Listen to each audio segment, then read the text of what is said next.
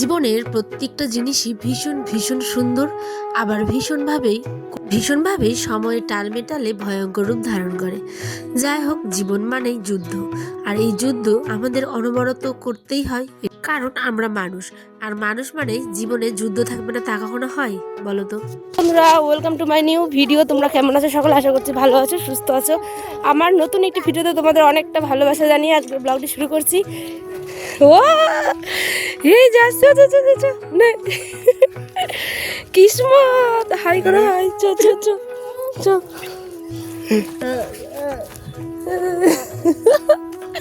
চলো বেটা, চলো। একটি গ্রাম থেকে আমি পায়েল, আমার নতুন একটি ভিডিওতে তোমাদের জানা অনেক ভালোবাসা। তো দেখো, আমরা এসেছি এখন মাঠে।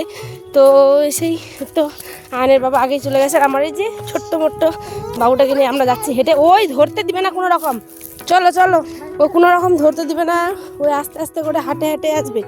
চলো, কত লোক মাঠে কাজ করছে, চলো চলো চলো চলো। হচ্ছে তোমার কটা হবে? হ্যাঁ, 2টো 2:30 এরম। তো আজকে ভাবলাম যে মাঠে আয়নের বাবা আসছে কাজ করতে, মানে স্প্রে করতে, ঠিক আছে। তো ভাবলাম চলো ব্লগটা শেয়ার করি। আজ সকালবেলা হুট করে আনির বাবা বলছে চলো মাঠে যাই। আমি বলছি কেন? বলছে যে চলো একটুখানি জলসেচ করে আছি। মানে জলসেচ বলতে এই যে জলের মধ্যে অনেক রকমের কেমিক্যাল, মানে সার, যে সমস্ত কিছু না দিলে সরিষাটা হবেই না। কারণ এখন কেমিক্যাল ছাড়া কিন্তু কোনো কিছুই হয় না। সত্যি কথা বলতে, খাওয়ার সবজি বলো কিংবা ক্ষেতের সবজি কিংবা চাষবাস, কোনো কিছুই কেমিক্যাল ছাড়া বা সার ছাড়া কিন্তু হয় না। আর এই সার খেয়ে খেয়ে আমরা আর কতদিন বাঁচবো আমরা নিজেও জানি না।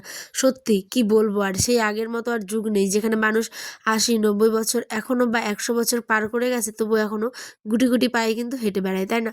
এত পরিমাণে জমিতে সার দিতে হয়, নইলে তার উর্বরতা ক্ষমতাটাই একদমই হয় না। দেখো, তরিতে আজকে আমরা দিব হচ্ছে গিয়ে স্প্রে। তো বিভিন্ন রকমের এখানে আয়নারা বা সার নিয়ে এসছে, তো ভাবলো চলো আজকে দিয়ে দিই যেহেতু ফাঁকা আছি।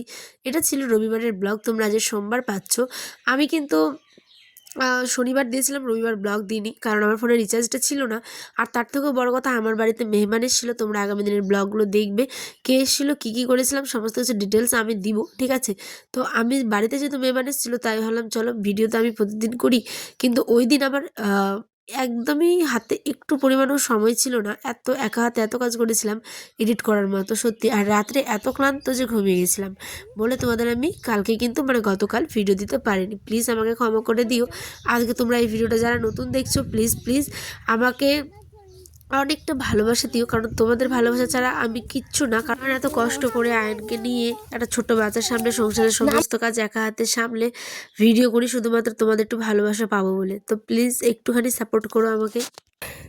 ওইখানেই যাচ্ছি, ওখানে গিয়ে 1 ট্যাঙ্কি জল আর 2 বালতি মানে জল আনতে হবে, আর ট্যাঙ্কিটার 1 ট্যাঙ্কি, তারপরে কিন্তু ওটা স্প্রে করা হবে, ঠিক আছে। তো চলো, আসো মাম্মা, পড়ে যাবে দেখেছো, আসো আসো।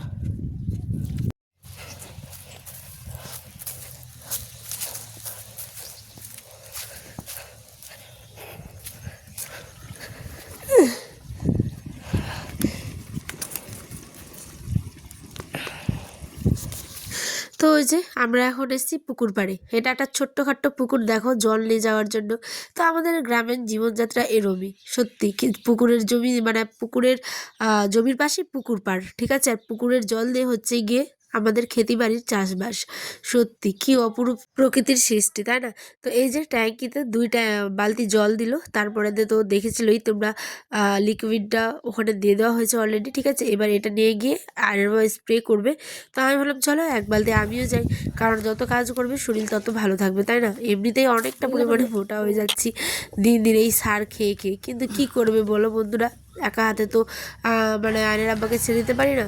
ওর কষ্টটা একটু হলেও যাতে কম হয় তার চেষ্টাই আমি সবসময় করি। তো ওই জন্য আমিও 1 বালতি জল, ওই দেখো 2 বালতি জল একেবারে ট্যাঙ্কিতে করে নিয়ে যাচ্ছে, আবার প্লাস 1 বালতি জল।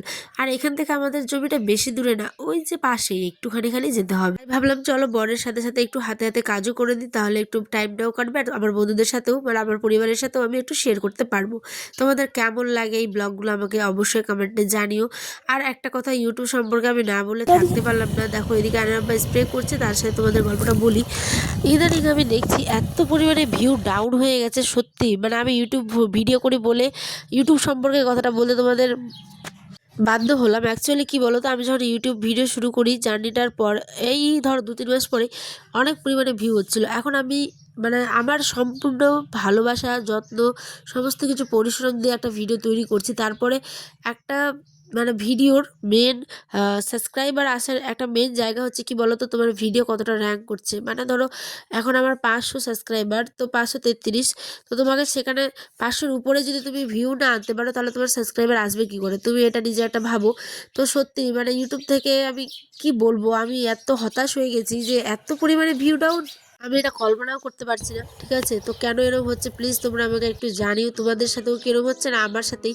না টাইমিং মেনটেনের ব্যাপার আছে হয়তো, তো সেই কারণে টাইম ম্যাচ হচ্ছে না হয়তো।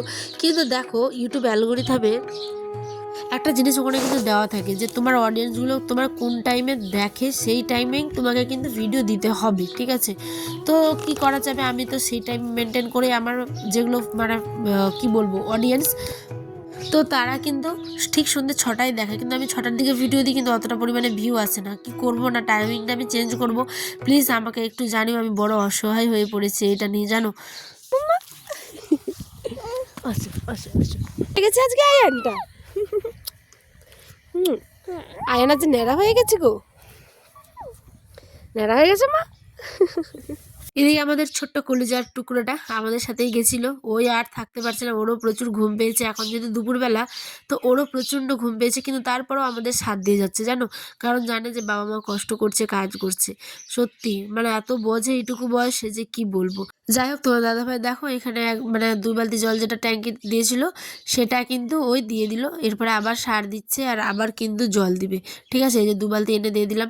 এদিকে আয়নের আবার মাঝে মধ্যে একটু দুষ্টুমিও করছে, সারের বা যেগুলো বিষের প্যাকেট সেগুলো বারবার ওই নাড়তে যাচ্ছে, তাই ওকে একটু দূরে সরিয়ে দিচ্ছি, তারপরে আবার আমি এদিকে আসছি। মানে এই করতে করতেই কি বলবো, কতটুকু যে তোমাদের সাথে শেয়ার করেছি কত কষ্ট করে তা আমি জানি, আর ওই যে উপরে একজন আছে সেই জানে।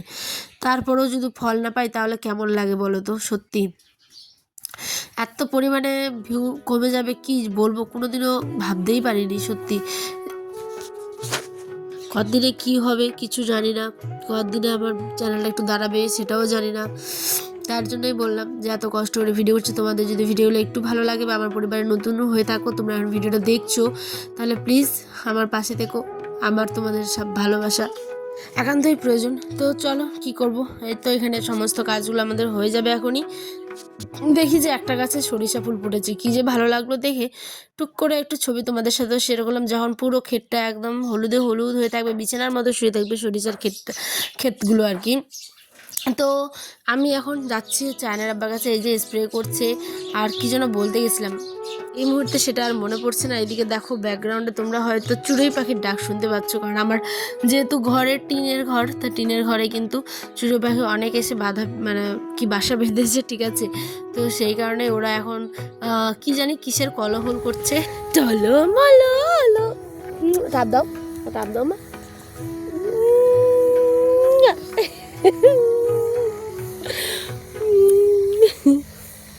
এদিকে করেছিলাম নুন পুরি, ক্ষীর, পিঠে পুলি, তারপরে পোয়া, এই সমস্ত কিছু আয়নার আব্বাকে খেতে দিয়েছি। কি এই যে বলেছিলাম মেয়ে মানে সে চলেও গেছে, এই এত কিছু বানিয়েছিলাম, সমস্ত কিছু তোমরা আগামী দিনের ব্লগে দেখতে হবে। এদিকে আয়নার আব্বা খেয়ে কী বলে দেখো, আমি তো পুরো হাসতে হাসতে শেষ। মানে যখন রিয়াকশান দেয় তখন একদম অতিরিক্ত, আর যখন দেয় না তখন কোনো কিচ্ছু না। তো আমি এবার তোমাদের সাথে শেয়ার করবো, দেখো রিয়াকশানটা ঠিক কেমন দিচ্ছে। দেখলে অস্থির করে দিবি, উঠোক তারপরে দেবো খেতে খেতে।